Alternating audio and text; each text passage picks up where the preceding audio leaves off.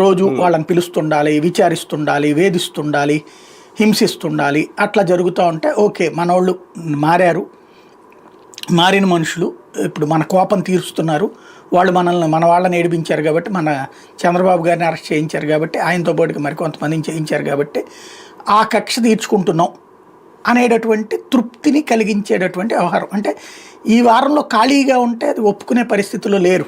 ఏం చేస్తున్నావు, నువ్వు నిద్రపోతున్నావా అని చెప్పి స్వయంగా బాబుని ప్రెజర్ చేసే పరిస్థితిలో ఉన్నారు వాళ్ళు.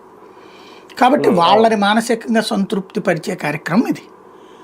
కేసులో ప్రాథమిక ఆధారం ఉంటే ఈనాడు జ్యోతి రాసుకోవడం ఎందుకు? ఎఫ్ఐఆర్ రాసుకుని తీసుకెళ్లి బొక్కలో దోసేయచ్చు కదా, ఎవడొద్దన్నాడు? విచారించడం ఎందుకు? అక్కడ దొంగ అన్నాడు, డబ్బులు అతని దగ్గర ఉన్నాయన్నారు, డబ్బులంతా పట్టుకుపోయాడు అన్నారు, లేకపోతే దాంతో అందులో పెట్టుబడి పెట్టారు, ఇందులో పెట్టుబడి పెట్టారన్నారు. ఇవన్నీ పేపర్లో రాయడం ఎందుకు? ముందు లోపలేసి ఛార్జ్ షీట్లో పెట్టాలి కదా.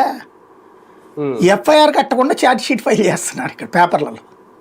అంటే దానికి ఒక సాక్షి కావాలేమో, ఆ సాక్షి విజయసాయి రెడ్డి అవుతారేమో. అసలు ముందు బాధితుడు ఎవరో రావాలి కదా. ఇప్పుడు దొంగతనం జరిగిందండి, నా ఇంట్లో దొంగతనం జరిగిందని చెప్పి ఎవరు కంప్లైంట్ చేయాలి? దొంగ కంప్లైంట్ చేయాలి. అంటే ఇప్పుడు డిస్టిలరీలు వాళ్ళ ముందుకు వచ్చి చెప్పాలా, మా దగ్గర నుంచి కేసుకి 150 నుంచి 400 వరకు కమిషన్ తీసుకున్నారు అప్పట్లోనే? అంతే కదా, వాళ్లే కదా ఇప్పుడు ఈ ప్రభుత్వానికి కూడా సప్లై చేస్తుంది. మరి ఎందుకని వాళ్ళ దగ్గర నుంచి కంప్లైంట్ తీసుకు